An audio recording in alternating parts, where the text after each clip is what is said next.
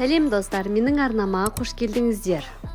Асқабақ қосып пісірілетін қуырдақтың рецептімен сіздермен бөлісетін боламын.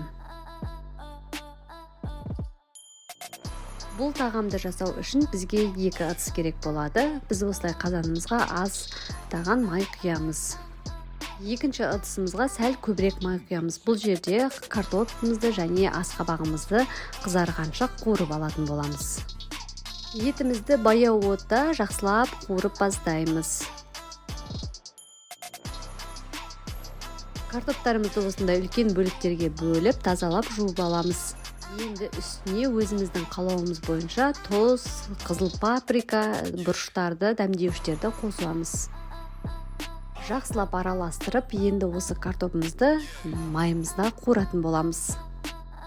Картошкаларымызды осылай видеодағыдай жеке-жеке қойып, жақсылап қызарғанша қуырып аламыз.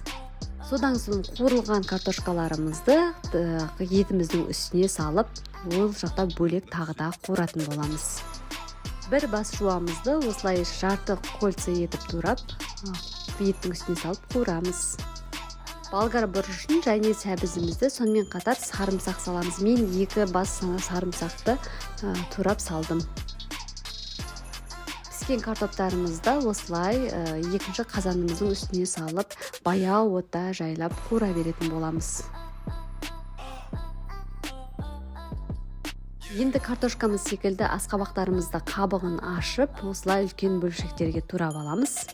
Және дәл жаңағыдай қара бұрыш, тұз, қызыл паприка және басқа да дәмдеуіштерді қосып маринадтайтын боламыз.